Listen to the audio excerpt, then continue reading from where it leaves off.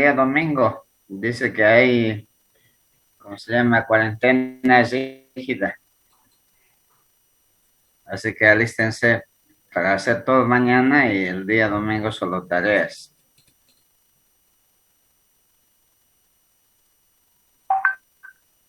Bueno,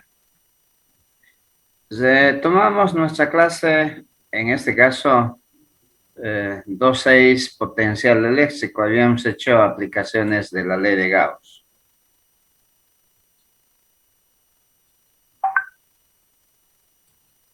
¿Estamos de acuerdo?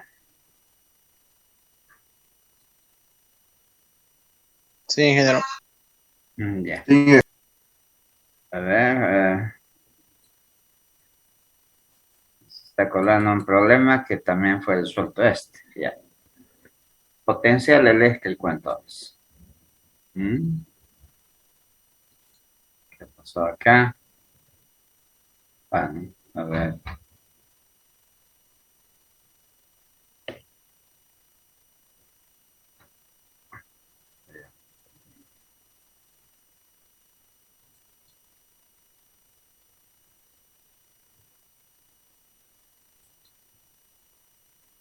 Ahora sí. Este es uno de los últimos puntos en cuanto al contenido extenso que hemos cubierto en lo que se llama unidad 2, campo eléctrico independiente del tiempo en el vacío.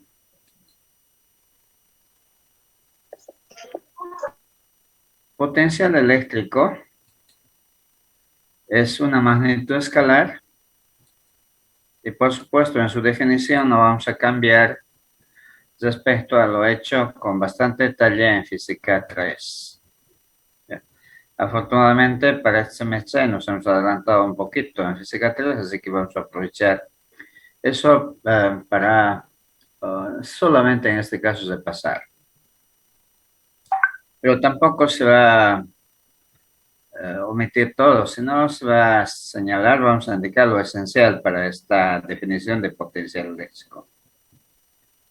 Inicialmente es muy importante enfocar el concepto de trabajo eléctrico que ejecutan o que efectúan las fuerzas que estamos estudiando en este capítulo, que son tipo Coulomb, es decir, cuerpos con carga positiva se repelen y cuerpos con carga, perdón, con carga igual se repelen y con carga diferente se atraen. Entonces, este trabajo, primero, nunca hace un trabajo mismo la fuerza de Coulomb, siempre hay que estar en contra de esa carga de Coulomb, es decir, hay que, si se repelen los cuerpos para aproximarlos, entonces hay que evitar, hay que superar la repulsión y si se atraen igual hay que evitar que choquen, hay que jalarlos en sentido opuesto a la fuerza de Coulomb. ¿Ya? Entonces, en realidad la fuerza que ejecuta el trabajo es una fuerza externa, no es una fuerza de Coulomb. Entonces, es lo que señalamos, pero esa fuerza externa tiene que ser por lo menos igual a la fuerza de Coulomb, pero además del sentido opuesto. La misma dirección, solamente sentido opuesto. Y aseguramos de que no haya remanentes de fuerza, o sea, fuerzas resultantes, para hacer trabajos de traslado con velocidad constante, es decir, sin aceleración. ¿Ya? Dicho eso, como algo básico, para fuerzas variables, recuerden que el trabajo es producto escalar de un vector fuerza, de ese vector fuerza, por el vector desplazamiento de L, cualquiera, cuyos componentes son de X, de Y, de Z, ¿no es cierto? De XY más de Y, de YJ más de ZK. Bueno, uh, en este esquema es lo que se ha traducido. Desde una carga Q sub 2, lo que se quiere es aproximar hacia la carga Q sub 1 y dejarlo a una distancia determinada R1, 2. En principio están muy alejados y este es el trabajo que hay que ejecutar. Entonces, su posición inicial es de la carga 2 es en el infinito y poco a poco se le va acercando hasta llegar hasta esta posición final. El análisis se hace para una posición intermedia como esta, por ejemplo, donde se aprecia la fuerza repulsiva, la fuerza que actúa sobre la carga 2 debido a la carga 1 y la fuerza F que tiene que ser opuesta para hacer justamente el traslado, ¿no? El arrastre, si quieren, de esta carga hacia la izquierda y colocarla en esta posición.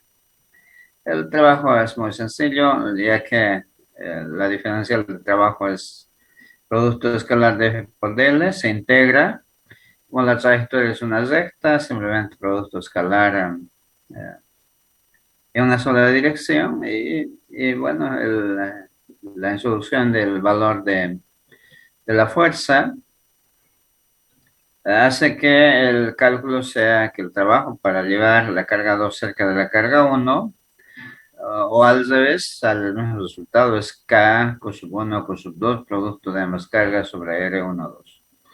El resultado con más detalles, reitero, hemos calculado en física 3, así que no puede ser diferente el resultado. Eso recordamos. Un segundo aspecto es ya introducir la definición del potencial eléctrico. Para eso, el potencial eléctrico, nos recalcamos desde aquí, es una magnitud escalar y funciona simplemente de la posición, del vector posición o de las coordenadas de un punto. Esa es la idea.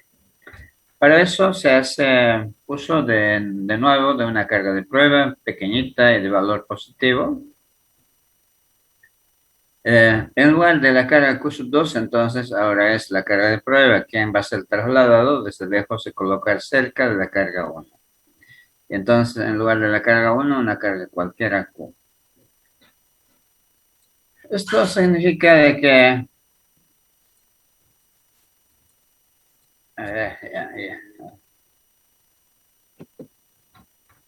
esto significa de que la carga Q0 se ha trasladado de muy lejos y se le ha colocado en esta posición cerca de la carga Q.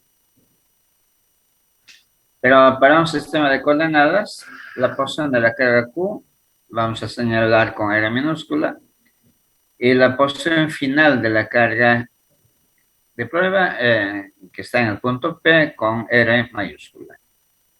Obviamente esa distancia es R mayúscula menos R minúscula.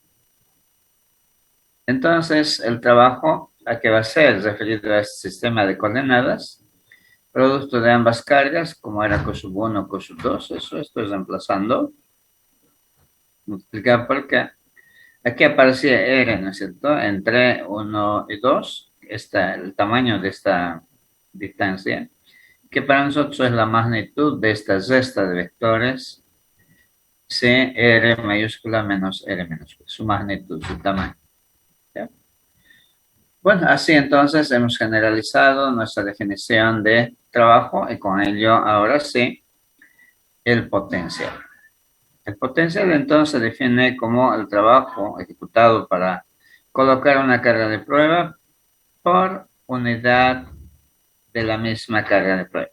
Entonces esto es potencial en P. Esta es su notación más usada, pero esta que usamos en física 3 igual sirve. Es ese trabajo que se ha requerido para colocar la carga de prueba por unidad de carga de prueba. Entonces queda simplemente simplificado Q sub 0, queda KQ sobre la magnitud de R mayúscula menos R minúscula. Su unidad de esta nueva magnitud, recordemos también que para el trabajo Julio y para la carga Coulomb, al que se le llama voltio y se simboliza con V mayúscula, haciendo uso de prefijos tanto mayores a un voltio como también menores a un voltio, es decir, kilo, mega, giga, teravoltios y también mili, micro, nano, pico voltios. ¿Ya? Bien, Lo único que hemos hecho hasta aquí es formalizar en notación vectorial, aunque no son vectores para el cálculo, sino su magnitud, sí, entonces viene su magnitud, ¿no? Um, con esto, pero lo que hemos hecho es definir un campo ya no vectorial, sino un campo escalar. Ustedes observen este campo escalar, un valor para cada punto, este P, M, etcétera, todos los puntos de este espacio que les rodea la carga, excepto en R igual a, ¿dónde está esta carga? R mayúscula igual a R minúscula, no se puede calcular, pero en los demás puntos que les rodean la carga, con este punto 1, punto 2, punto 3, en cada punto estamos definiendo un potencial y solo un potencial. Es decir, cada punto en este caso está asociado a una magnitud, perdón, a una función escalar. Por eso este espacio se llama ahora campo escalar o simplemente campo de potenciales o en forma redundante campo escalar de potenciales. Ya no es un campo vectorial como era con el campo eléctrico. Tiene ventajas, como vamos a ver inmediatamente, tiene enormes ventajas para algunos y para otros tiene sus propias desventajas, así que cada quien trabajará de aquí en adelante con el vector o con este nuevo escalar. Bien. Um, Definido entonces el potencial, recordamos también que en la práctica no es el potencial con el que se trabaja, sino con la diferencia de potenciales entre dos puntos cualesquiera de ese espacio donde está definido el campo de potenciales, definido como la resta, ¿no es cierto? El potencial del punto 2 menos el potencial del punto 1, o de A y B, o de B a lo que fuera. Y eso es lo que medimos, decíamos, con voltímetro, no vamos a cambiar. ¿Ya? Bien. Um, Definida la diferencia de potenciales y con el objetivo de representar esquemáticamente qué forma geométrica tiene el potencial, el campo de potenciales, ¿no? En el espacio que les rodea una carga o un montón de cargas, entonces se recurre a lo que se llaman los equipotenciales. ¿Qué son equipotenciales? Secuencia de puntos, todos ellos con el mismo potencial, X igual. O sea, de tal manera que la diferencia de potenciales para esos puntos siempre va a ser igual a cero. ¿Ya? No cambia tampoco eso. Y de esa manera recordamos que equipotenciales para una carga puntual en el plano son líneas equipotenciales, líneas circunferencias concéntricas a la carga. En el espacio son cáscaras esféricas, ¿no? Que les rodean a la carga, ¿no? Y también para el dipolo eléctrico, como estamos señalando acá, es rojo las líneas de campo y con verde las líneas equipotenciales. Y en el espacio son esferoides, elipsoides, perdón, paraboloides, hiperboloides. Y estos son un plano recto infinito. Así que las líneas equipotenciales, superficies equipotenciales son muy, muy comunes. Tan solo depende si están proyectando en un plano o están en el espacio. ¿Ya? Um, Debemos recordar también que para el caso de conductores, ¿no? En particular, como un metal o aleaciones, en el interior de ese cuerpo metálico no ingresa carga, el campo es nulo, pero también se comprueba, y no ingresa carga, por supuesto, también se comprueba que tanto la superficie, si está, por ejemplo, con 80 voltios, y todos los puntos de ese espacio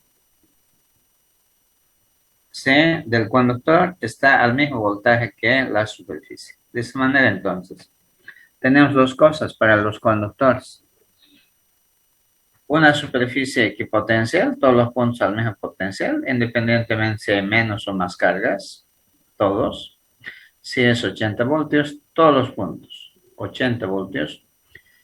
Y todo el espacio encerrada o el interior de ese sólido, de ese metal, también se encuentra a 80 voltios, por tanto se constituye en una superficie equipotencial, la superficie, y su interior en un espacio, volumen equipotencial.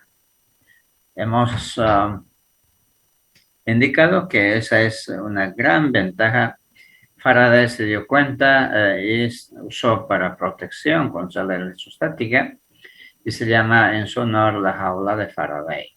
Y el campo es hacia afuera y por supuesto se pueden trazar superficies equipotenciales como si el cuerpo se proyectara, se hinchara si quieren en el espacio. ¿Ya? El campo hacia afuera, las líneas, superficies equipotenciales también hacia afuera. Entonces en el sólido se nota aquí superficies equipotenciales y espacio equipotencial. Aquí está, por ejemplo, una aplicación de una jaula de Faraday, puede ser un celular, ¿sí? Que está en el interior de una caja metálica, pues nosotros podemos querer que se active o para nada. El campo eléctrico, nada ingresa, menos las señales para llamar o tampoco podemos ordenar que haga algo, nada desde afuera, como tampoco si estuviéramos adentro nosotros, nada podríamos hacer para que salga la señal hacia afuera, es en ambos sentidos. Por tanto, una jaula así, metálico, es una jaula llamada de Faraday y es de las mejores protecciones que hay contra los campos eléctricos, ¿no? Aquí ya no es un dipolo, son dos cargas, en este caso positiva y negativa. No. Una carga que genera su campo eléctrico, una carga positiva. Pero aquí adentro se ha introducido un metal, una esfera o un cilindro metálico. Este cilindro metálico no lleva carga, pero en la presencia de este campo, entonces se polariza la carga, aquí se desplazan las cargas negativas y por supuesto en el lado opuesto se desplazan las cargas positivas. ¿No? La carga positiva atrae a las cargas negativas y los repele a las cargas positivas. Entonces el campo eléctrico resultante, las líneas de campo llegan de la carga positiva hacia la carga negativa de este lado, pero en este otro lado nacen las cargas, las líneas de campo, porque hay cargas positivas hacia afuera, como una especie de reposición de estas líneas que en cierta forma terminaron en esta parte para volver a rebotar en el lado opuesto. ¿Ya? Y aquí adentro, como este haya tenido carga en principio, o como este que no haya tenido carga en principio, ahora tiene carga separada, se llama carga polarizada, sigue siendo, sigue sin penetrar la carga, ni la positiva, ni la negativa, ni la positiva. Sigue siendo un espacio con campo eléctrico cero y sigue también siendo un espacio equipotencial. ¿Ya? Entonces, es una propiedad muy importante que tienen solo los conductores. Estas son entonces las definiciones o lo que la teoría dice sobre el potencial eléctrico, ya en términos no solamente definir matemáticamente, sino también de su representación al espacio a través de líneas, superficies y espacios equipotenciales.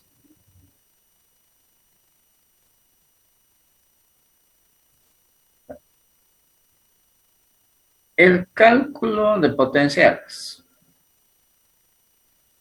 Nosotros vamos a emplear la clase del lunes más para concluir esto totalmente, porque va a quedar Va a ser corta una clase para aplicar. Solamente por ahora tocaremos el inciso A, que es cálculo de potenciales, pero para cargas puntuales. Y con ejemplo directo, no cambia nada lo que dijimos a nivel de física 3. Es un escalar, una suma escalar también, algebraico, así, todo es lo mismo. Pero tiene sus problemitas para muchas cargas. ¿Ya? Por ejemplo, aquí tenemos en este ejemplo, eh, ¿cuántas cargas? Una, dos, tres cargas colocadas en estas posiciones. Una carga aquí, por ejemplo, de 10 nanocoulomb en la mitad de esta arista de 2 metros de largo, es decir, debe estar a 1 metro aquí y a 1 metro ahí, está en la mitad. ¿Ya? Otra carga que está en este punto, que podemos llamar el vértice de este paralelepípedo, es decir, eh, está desplazada horizontalmente 1 metro y a una altura de 1,4 metros, ¿sí? Es además el lado, ¿no? Un lado de este paralelepípedo y el otro está aquí en este otro vértice. Entonces, lo que se pide es calcular el potencial eléctrico en el punto P. ¿Dónde está el punto P?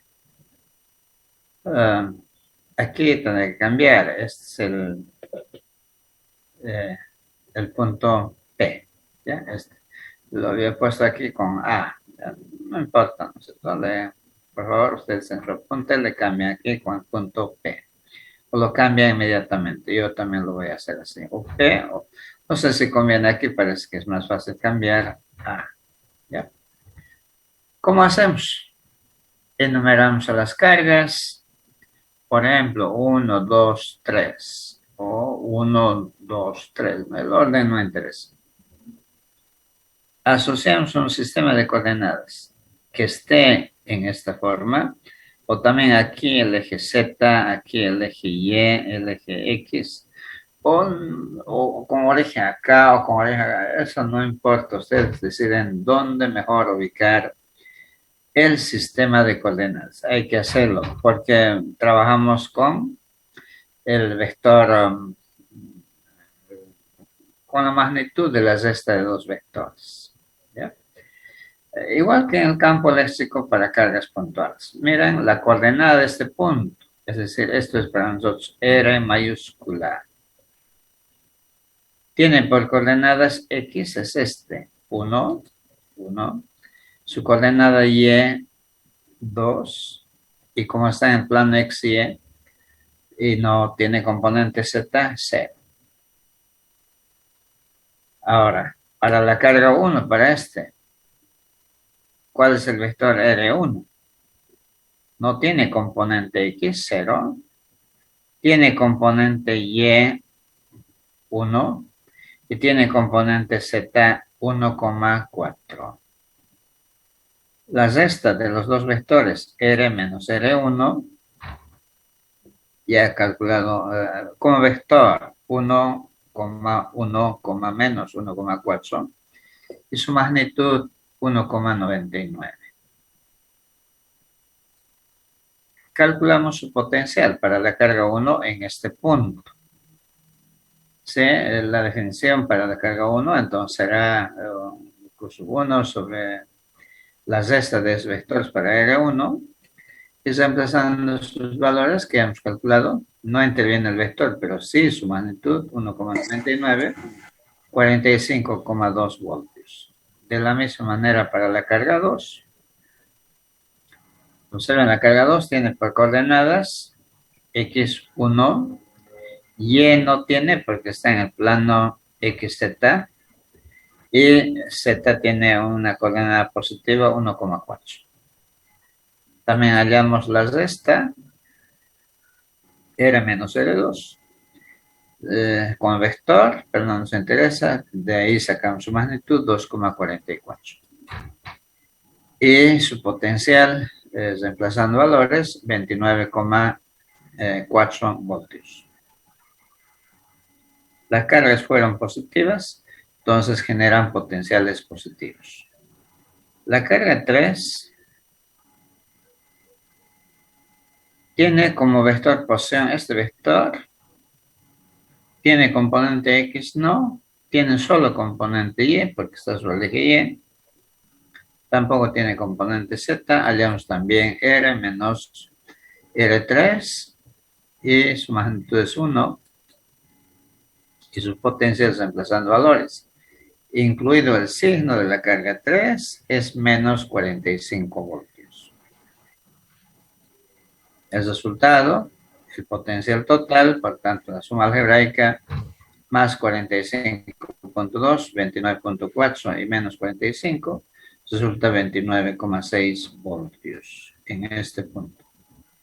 En un punto como este, aquí, no sé, en cualquier punto resultará valores diferentes, en algunos casos positivo, en otros casos negativo, y también habrá puntos donde el potencial es nulo. ¿Sí? Así de sencillo, por tanto, se calcula el potencial para cargas puntuales. Y si el problema fuera calcular la diferencia de potenciales, por ejemplo, entre este punto y este punto, de la misma manera calculamos el potencial en este punto, ya con diferentes, ¿no? Con diferente vector posición, ¿no? R mayúscula, lo único que cambiará. Y obtenido el resultado del potencial en este punto, será una resta de dos potenciales. Esa es la diferencia de potenciales. Como pueden ver, no es ningún nada diferente el cálculo de potenciales para cargas puntuales. Hasta aquí consultas, por favor. Jóvenes, cálculo de potenciales. Si el resultado fuera negativo, ingeniero, ¿qué Se indicaría? coloca, se coloca nomás con su signo negativo. ¿Ya? Porque dependiendo de las cargas y del punto, pueden haber potenciales positivos, negativos, incluido C. Puede haber, todo eso puede haber. Ya como es escalar, el negativo está Ingeniero, dentro de sus posibilidades. ingeniero, Dígame, el sistema de coordenadas no tendría que ser desde el punto A. si quiere, sí, el resultado no va a alterar. Me gustaría que lo haga. Por ejemplo, aquí el eje Z, aquí el eje y aquí el eje X.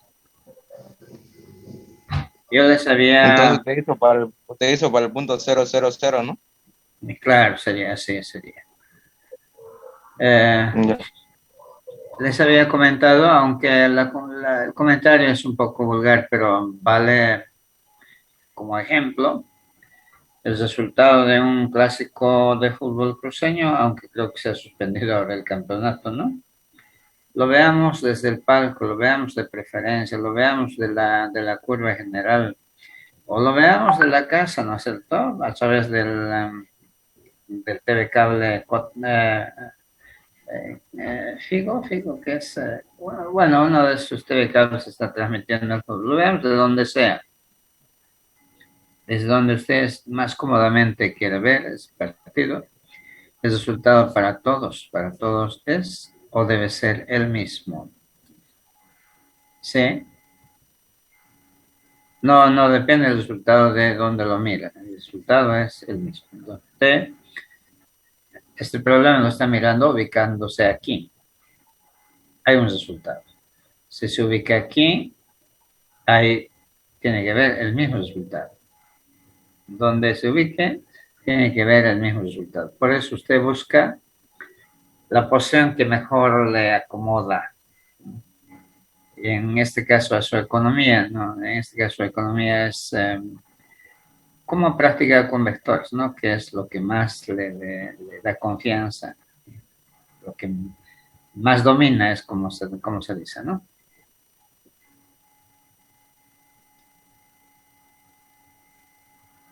¿Algo más, jóvenes? Mira, para que ustedes vayan viendo, no va a haber tiempo para analizarlo, sí. Los demás puntos que nos quedan son muy.